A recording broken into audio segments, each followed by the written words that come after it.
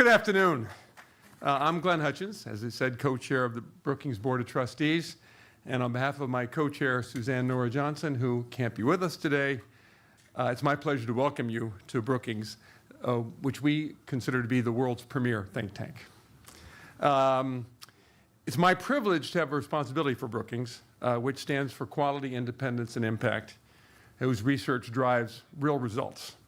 Notably, Brookings is committed to nonpartisan scholarship. Our work is grounded in the proposition that sound policy starts with facts, thoroughly analyzed, rigorously tested, and thoughtfully applied to the world's most complex challenges.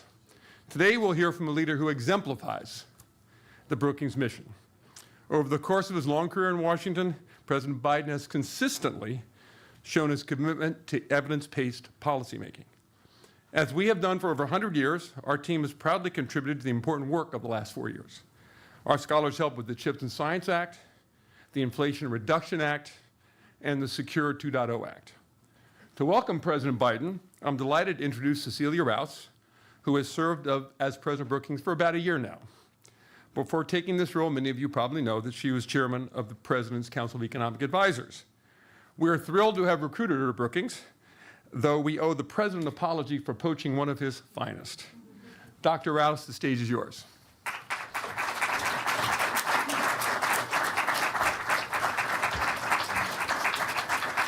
Thank you for that warm introduction, Glenn.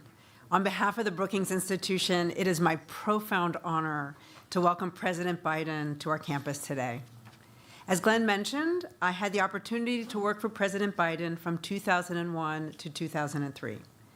So if I may, boss, this isn't just a professional honor, it's a personal pleasure to welcome you to Brookings. Over the years, our institution has had the privilege of hearing from several U.S. presidents, including John F. Kennedy, Johnson, Ford, both Bushes, Clinton, and Obama. President Biden's visit continues Brookings' proud tradition of promoting thoughtful discussions on the most pressing issues of our time with leaders from across the political spectrum.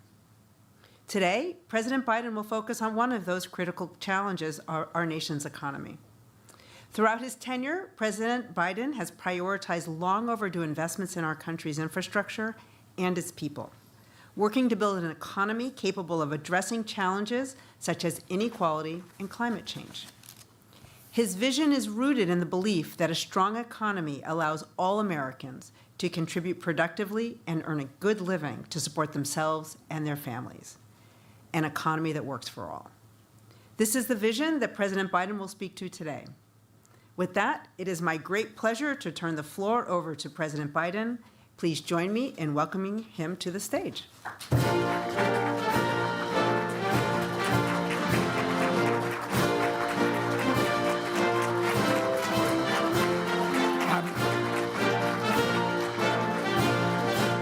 I'm here to steal her back.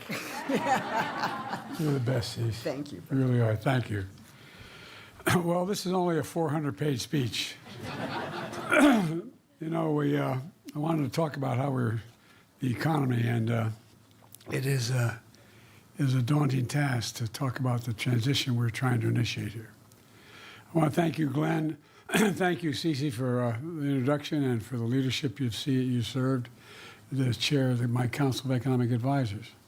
It's great to be back in Brookings Institution. I started here 400 years ago as a senator. God, it's hard to believe that's long ago.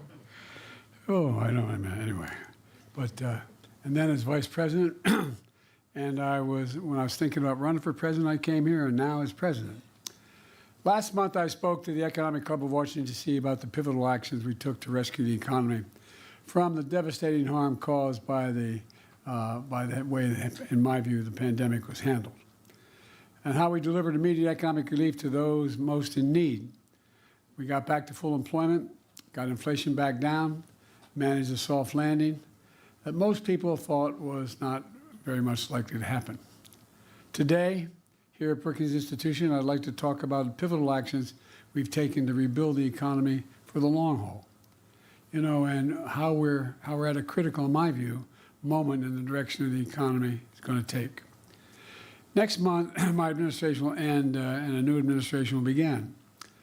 Most economists agree the new administration is going to inherit a fairly strong economy, at least at the moment. An economy going through fundamental transformation that's laid out a stronger foundation and a sustainable, broad-based, highly productive growth. And it's my profound hope that the new administration will preserve and build on this progress. Like most great economic developments, this one is neither red nor blue. And America's progress is everyone's progress. After decades of trickle-down economics that primarily benefited those at the very top, we've written a new book that's growing the economy, the middle out and the bottom up, that benefits thus far everyone. And this is going to be the test going forward.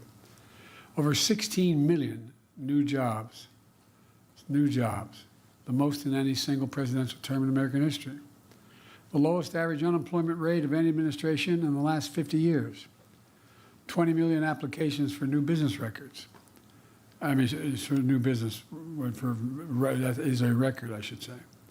Stock market hits record highs. I wish I owned a lot of stock. You know, the worst part of all this, I acknowledge at Brookings, for 36 years, I was listening to the poorest man in Congress. What a foolish man. Anyway, 401ks are up. More than $1 trillion in private sector investment in clean energy and advanced manufacturing in just 2 years alone.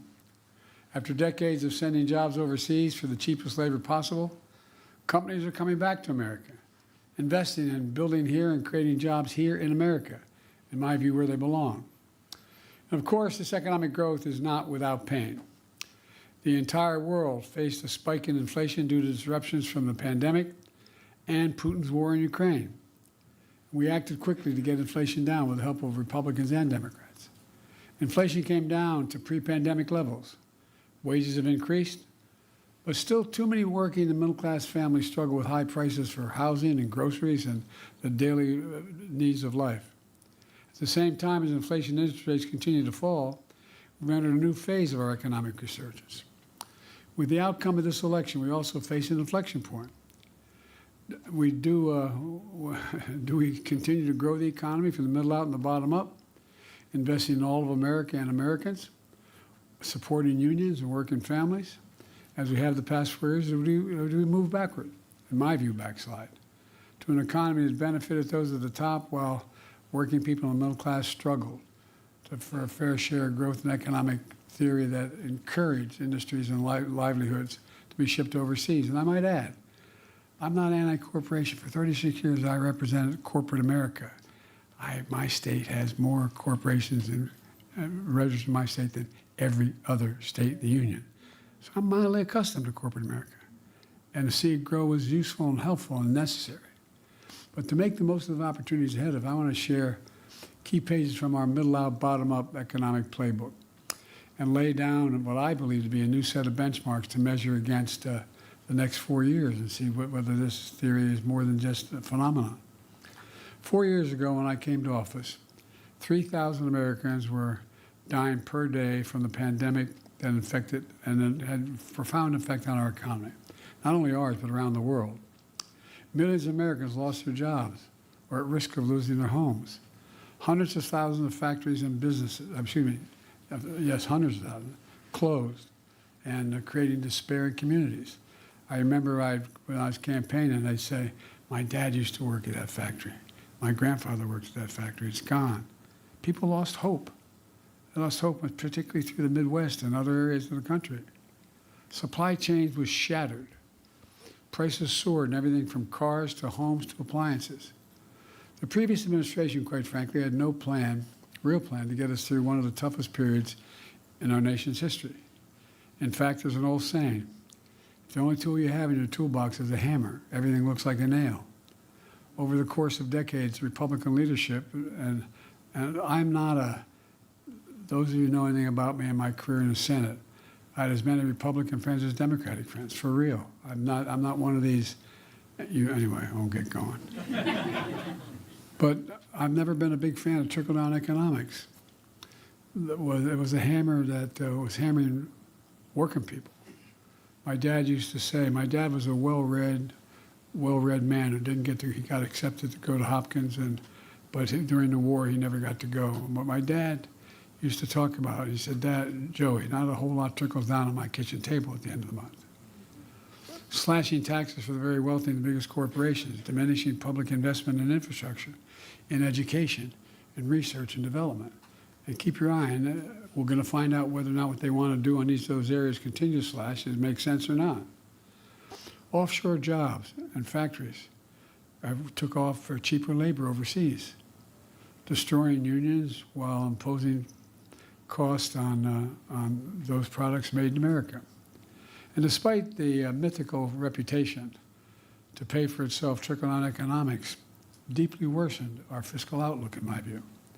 To offset the cost, advocates of trickle-down economics ripped the social safety net by trying to privatize Social Security and Medicare, trying to deny access to affordable health care and prescription drugs, lifting the fortunes of the very wealthy, often meant taking the rights of workers away to unionize and bargain collectively. And by the way, I'm all for the very wealthy. I'm not joking. You can make as much money as you can, good for you. But everybody's got to pay their fair share. It meant rewarding short-termism in pursuit of short-term profits, extraordinary high executive pay, instead of making long-term investments in many cases. As a consequence, our infrastructure fell further behind. A flood of cheap imports hollowed out our factory towns. Remember Infrastructure Week? We had Infrastructure Week for 4 years and nothing got built. Well, everybody said when I wanted to have an infrastructure bill that mattered, over $1.3 billion, we'd never get it done. We got it done. Next president has a game plan I laid out, and by the way, he's going to find, since I made a promise I'd invest as much in red states as blue, he's going to have trouble not doing it. Because you're going to have a lot of red state senators who are opposed to all and didn't vote for it, deciding it's very much in their interest to build the facilities that are on this block. Economic opportunity and innovation became more concentrated in few major cities, while the heartland and communities were left behind. Scientific discoveries and inventions developed in America were commercialized in countries like China, bolstering the manufacturing investment and jobs instead of the economy. Even before the pandemic, this economic agenda was clearly failing. Working and middle-class families were being hurt. The pandemic and the economic crisis revealed a failure for everyone to see and to feel. And you know, one of the things that's going on here, they just turned off my, I'm going to go down. I lost the electricity here. But anyway, one of the things we found is that, you know, we invented the computer chip, size of the tip of your little finger, to power everyday lives, from vehicles to advanced weapons, cell phones, everything in between. The United States invented these computer chips, but over time we stopped making them. In the very beginning, we produced 40% of them in the world. Well, they all went overseas almost, virtually all. So when the pandemic hit, we found out how vulnerable America was. Supply chains abroad got shut down in the Far East because people got sick. The factories making the chips closed. And all of a sudden, everybody started learning about supply chains, a phrase that was probably used more in the last 4 years than the last 40 years. No, I'm serious. Couldn't get these chips. Prices soared. For example, it takes over 3,000 chips to build an American automobile, 3,000. But when the overseas factories making those chips shut down, the production stopped, and the cost of new cars soared. You know, it didn't have to be that way. And I was determined to change that. I remember looking at my staff and saying, I'm going to South Korea. And they said, you're what? Oh, you think I'm kidding? See, the guy next to you is a brilliant economist. He didn't think I was so brilliant going overseas. But all kidding aside, I came to office with a different vision for America. That's been consistent with my record, good, bad, or indifferent, since I've been a senator. Grow the economy from the middle out and the bottom up. Invest in America and American products. And when that happens, everybody is. The wealthy still do very well. And all of America, no matter where they lived, whether they went to college or not, I was determined to restore U.S. leadership in industries of the future. You know, 4 years later, we have proof that the playbook is at least now working. You know, within the first 2 months of office, I signed the American Rescue Plan, the most significant economic recovery package in our history. and also learned something from Donald Trump. He signed checks for people for $7,400 because we passed the plan. And I didn't, stupid. Anyway. But all kidding aside, I realize we're talking about the impact of politics, but the economic basic principles are what we're after. You know, we helped pass that act, we helped vaccinate the nation. And as we return to full employment, this was just the beginning. We understood we needed long-term investments for the future. Investing in America agenda, which includes my bipartisan infrastructure law, CHIPS and Science Act, the Inflation Reduction Act. Together, they mark the most significant investment in America since the New Deal. And that's a fact. I mean, whether it's good or bad, that's a fact. The Inflation Reduction Act alone is the most significant investment in climate and energy ever anywhere in the entire world. We were told we couldn't get it done. We got $368 billion. We make these investments. When we make them, we buy America. Buy American has been the law of the land since the 30s. I won't go back, it takes too much time. But you go back to the laws Lincoln, my lord. You go back to the laws that Roosevelt passed about allowing unions to resist being stepped on and organized. Well, there's a provision, a Buy America provision. I was a senator a long time. I thought I was pretty informed. I didn't know it existed. And by the way, former presidents didn't know. If they knew, they didn't say anything about it. He says the money that the president authorizes the Congress to spend should be used by the president to hire American workers and buy American products. There's an exemption. If you couldn't find the American product, American worker, you could go overseas. But you had to show it. Well, guess what? Past administration, including my president, failed to buy America. But not on my watch. We're modernizing our roads, our bridges, our ports, our airports, our clean water system, affordable high-speed internet systems, and so much more. And by the way, if you think about the high-speed internet systems, they're as consequential to farmers as electricity was during the administration of Roosevelt. I'm serious. You can't function without it. And we've incentivized building all these large federal projects with American products and American union, mostly union labor. New pathways into these jobs, including a record number of registered apprenticeships that we've made sure occurred. As I noted earlier, when I came to office, semiconductor manufacturing had moved overseas. I was determined to bring it back, so we wouldn't be at the end of the supply chain, but at the beginning of the supply chain.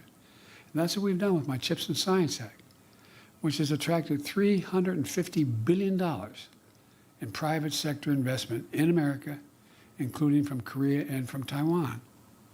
I remember when we went to digress, I shouldn't because of a long speech, but to digress just a moment, went to South Korea. And I met with Yoon and I met with Samsung.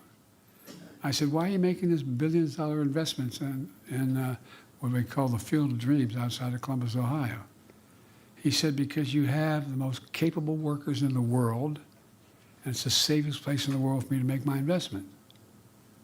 These investors are building what they call new fab. You all know this, but a fab is new factories, but they're these giant things, big as football fields. And guess what? When they're built, they employ thousands of people.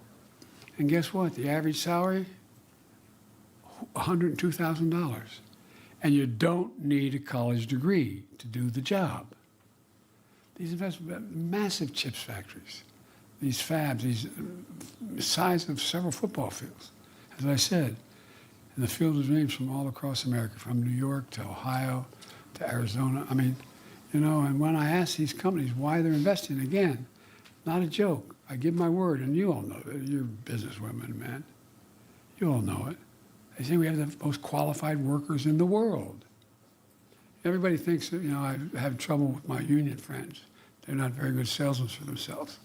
Everybody thinks, the average person out there thinks, to say, I want to be an electrician. 5 years later, as an apprentice, you can become an electrician. Look, CHIPS investment, we're creating over 125,000 jobs so far. Many of those jobs are paying over 100 grand a year, and we don't need a college degree, as I said. And it's not just fabs. These investments are creating opportunities for entire communities. Small businesses creating even more jobs when they move. When you build, for example, you build one of these fabs whether it's in Syracuse or wherever, they're all over the place. Guess what? You know what happens? They end up building drugstores, coffee shops, automobile dealerships. They build entire communities because thousands of people move in who can afford to live a decent life. In fact, and we knew in the beginning, this wasn't going to come to fruition in my campaign, my administration. It takes time to get this done. But watch 2, 4, 6, 8, 10 years from now. We'll soon be the only economy in the world to have all 5 of the major chip companies operating in the United States of America. It's not only creating thousands, it will create thousands of jobs and good paying jobs, building chip factory, but also creating those jobs for workers installing more solar panels, batteries, selling more electric vehicles than ever before. You know, that's a construction boom and manufacturing boom all across America. It's just going to continue to pick up with the billions of dollars being invested. When faced with unfair practices from abroad, we've taken a tough but targeted actions on behalf of the American worker, American businesses, and factory towns. You know, we know the pandemic and Russian war in Ukraine and inflation created enormous pain and hardship all across America. It's true for every major economy in the world. But we took aggressive action that brought prices down. For example, after Russia's invasion of Ukraine, causing gas prices to spike globally, I ordered the biggest release of ever in our Strategic Petroleum Reserve. That's all that you all know. Most people listening wouldn't, but that's all that oil we've saved up. And we challenged the oil and gas companies to take their record profits and invest more in production. Invest more in production. Today, American energy production is at record levels, including in oil and gas production. Gas prices are down to $3, $3, below the price before Russia's invasion.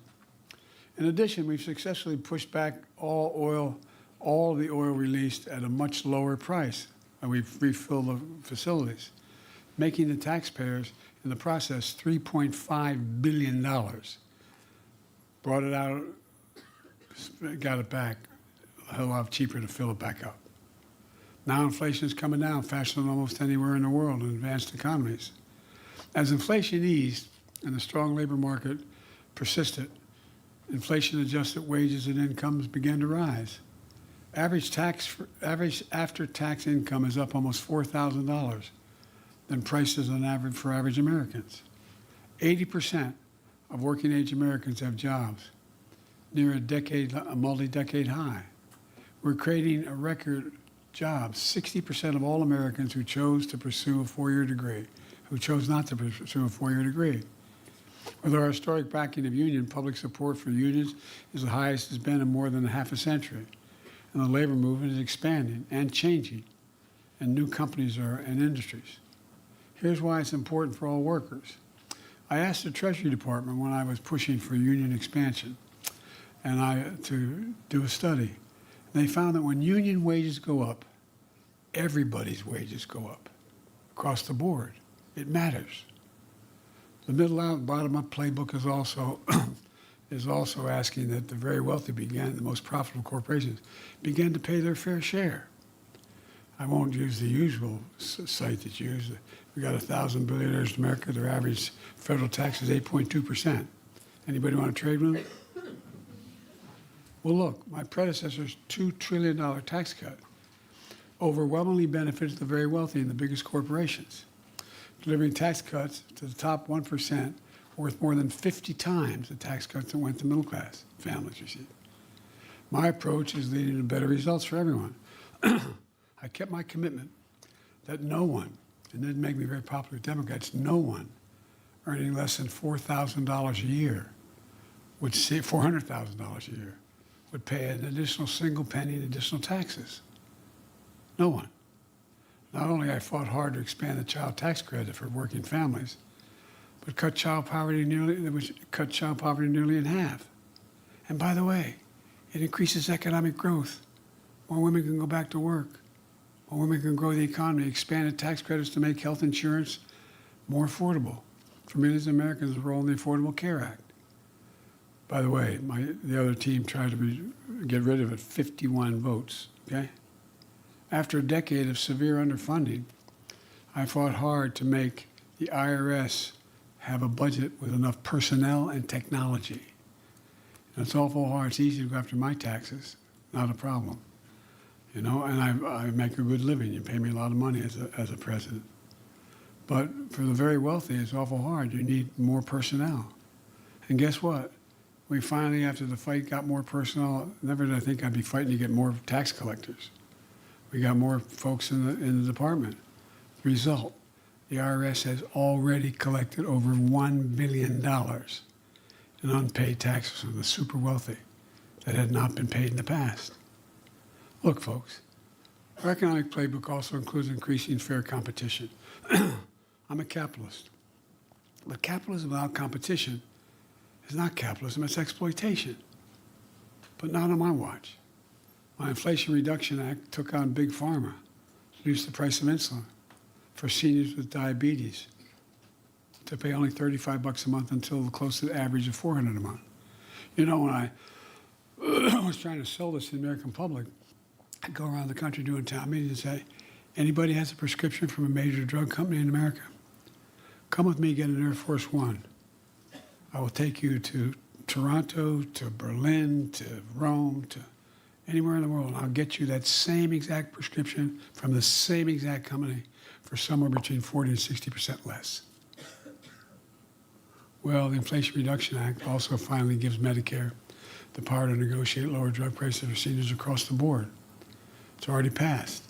Starting next month, out-of-pocket prescription drug costs for seniors, total prescription drug costs, we capped at $2,000 a year, no matter how much they spend, no matter how expensive their drugs. And you all know it, because some of you, like me and others, have lost families to cancer and cancer treatment. Those drugs, cancer drugs, cost $10, $12, $14 million a year. These other reforms not only save seniors money, not only saves the patient money, but guess what? It saves every one of you taxpayers money, because the federal government is not paying out $160 billion over the next 10 years that it had to pay now. Because they're not paying that, they're paying $35, not $400 for the prescription. Exorbitant prices pharmaceutical companies have been charging. We're also lowering costs by eliminating junk fees. Junk fees are those hidden costs that can add up to hundreds of dollars for the average American family. You know, hidden costs like excessive banking overdraft fees. So I didn't realize I had the power to do this, but we brought them down from average of $35 a month for an overdraft to $5 a month. Cost the banks a lot of money, but it was fair. $35, deal with the overdraft. And in addition to that, there's late fees for credit cards, apartment application fees. I know most of us don't even look at that, but just to apply. Hidden hotel fees or family seating arrangements on flights. A lot of you got that one down. I don't know about all of you, but maybe it's the Irish in me, but I hate being played for a sucker. No, I'm serious. People get angry when they find this out. Fair competition is especially important for small businesses that have been crushed by decades of concentrated corporate power. That's important because small businesses represent nearly 50% of the entire GDP of the American economy. Because of our policies and confidence of entrepreneurs in the economy, we've seen 20 million, since I became president, 20 million new business applications during this administration, the most of any presidential term in history, a record. Black businesses ownership, black businesses ownership is doubling. Hispanic business ownership is up by 40% since the pandemic. Share of women in business is also on the rise. It all has benefit not just those groups, but all of the economy. Every single application for a new business license is like an act of hope, a confidence. There's so much more from our playbook. Bottom line is, in 4 short years, we've come a long way. From a excuse me for my cold, if I apologize. From the crisis we inherited, we not only beat the pandemic, we broke from the economic orthodoxy that has failed this nation, in my view, for a long time, a theory that led to fewer jobs, less economic growth, and bigger deficits. I had a fundamentally different theory. My theory was the strongest economy is built from the bottom up and the middle out, from the middle out and the bottom up, not the top down. And the best way to build in America was to invest in America, invest in American products, invest in American people, not by handing out tax breaks to those at the top. And I'm not looking, look, I won't get into it. We can talk about taxes. But it was long past time for America to make a generational investment in our infrastructure, in our manufacturing base, in the technological edge in our clean energy future. I know it's been hard for many Americans to see, and I understand it. I'm just trying to figure out how to put three squares on the table. But I believe it was the right thing to do. Not only to lift America out of economic crisis caused by a pandemic, but set America on a stronger course for the future. And we did that. We don't take my word for it. Here's how Time magazine and other commentators describe the economy I'm leaving to my successor. And there's a number of these quotes. President-elect Trump is receiving the strongest economy in modern history, which is the envy of the world. I'm going to say something outrageous. I know a fair amount about foreign policy. I've known every major world leader for a long, been around 500 years. I know these guys. And I don't know anybody who wouldn't change their economy with ours. Can you think of one, any major nation? That says, I want to trade. I don't want to trade. I'll keep mine. I like what I'm doing. Let me close with this.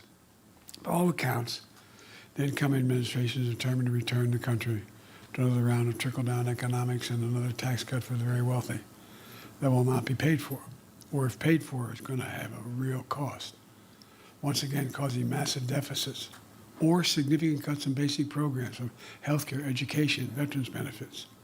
On top of that, he seems determined to impose steep universal tariffs on all imported goods brought to this country, on the mistaken belief that foreign countries will bear the cost of those tariffs rather than the American consumer. Who do you think pays for this? I believe this approach is a major mistake. I believe we've proven that approach is a mistake over the past 4 years. But we all know in time what will happen. I've never agreed with Ronald Reagan's approach to the economy, although I got along with him very well. But I did agree with something he said. President Reagan said, and I quote, "Facts are stubborn things." Facts are stubborn things. They are. Here are the facts. A set mark of benchmarks, if you will, that we should measure the success or failure of our next 4 years. During my presidency, we created 60 million new jobs in America. Will the next president create jobs, or like Herbert Hoover, be the only president to lose jobs in his administration? During my presidency, will we see the lowest average unemployment rate of any administration in 50 years? Will the unemployment be higher or lower in the next 4 years? We have had a strong economic growth of 3% on average on a yearly basis. Will the next president have a stronger or weaker economic growth? And inflation, yes, inflation. We're battling through worldwide effects of the pandemic, Putin's war in Ukraine, and supply chain disruptions. I'm leaving the next president with an inflation rate that's near 2%. Where will inflation be at the end of the next president's term? Look, these are simple, well-established economic benchmarks used to measure the strength of any economy, the success or failure of any president's 4 years in office. They're not political or rhetorical opinions. They're just facts, simple facts, as President Reagan called them, stubborn facts. And one more fact as I prepare to leave office. You know, there is no country on earth better positioned to lead the world in the years to come than America. Think about what stunned me. And again, I'm going to say something outrageous. I have as much experience in foreign policy as any president in the history of the United States has had. I was chairman of the Foreign Relations Committee. Anyway, I spent a lot of time. I know all of them. Well, the decisions we make over the next 4 years have been transformative of the nation. But I tell you what stunned me, and I'm not being a hyper-American here.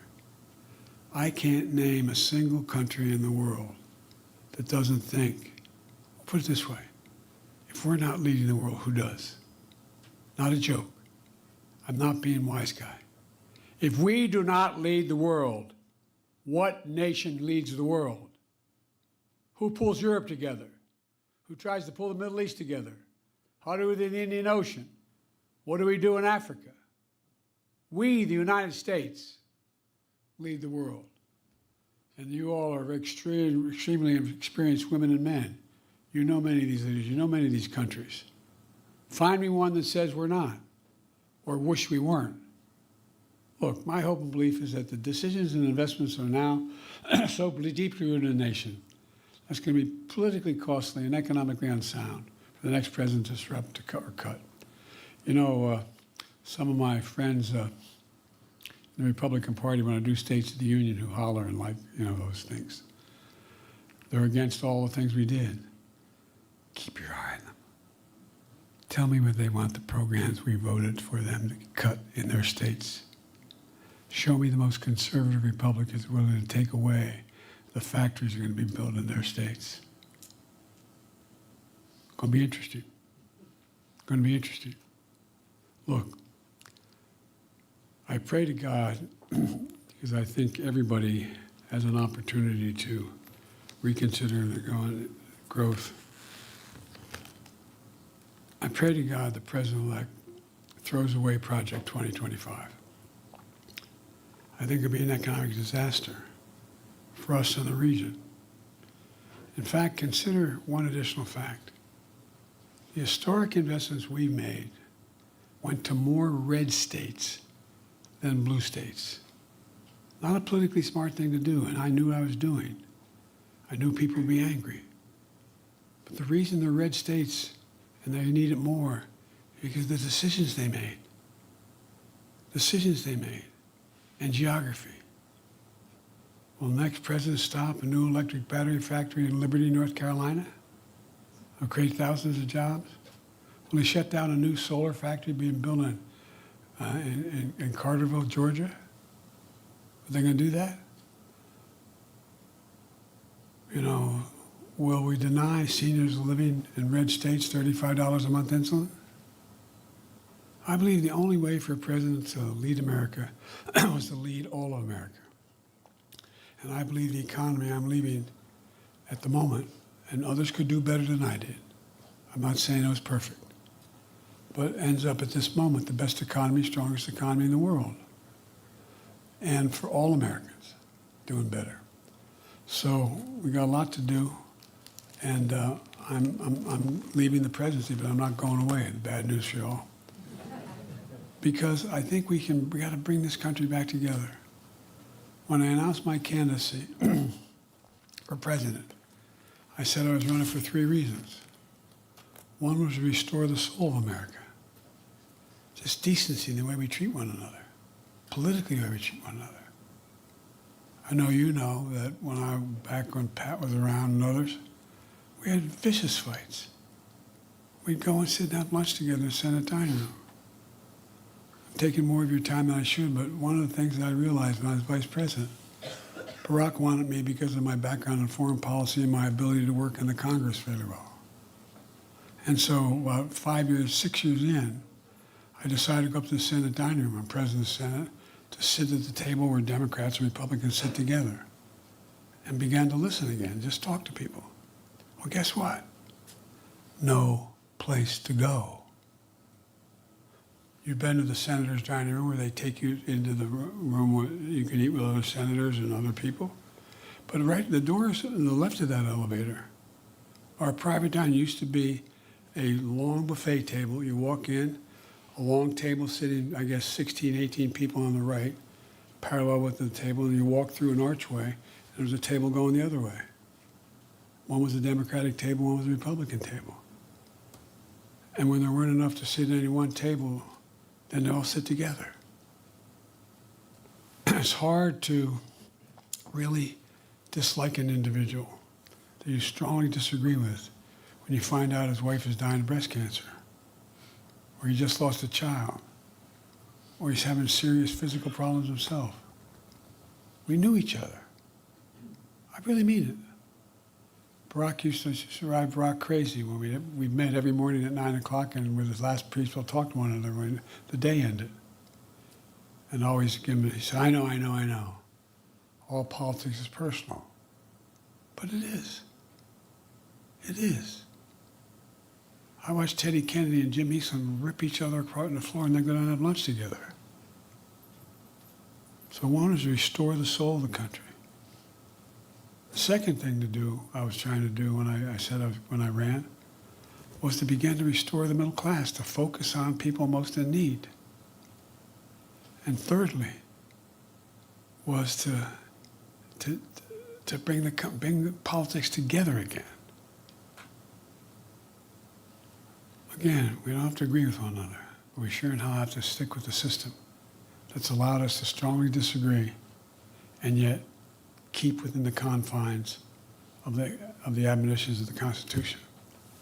I've taken much too much of your time, and I apologize, but you're among the most informed people in Washington. And I would really appreciate down the road here a little bit any constructive criticism you have, and I'm sure you have some. All right, thank you so very much for having me.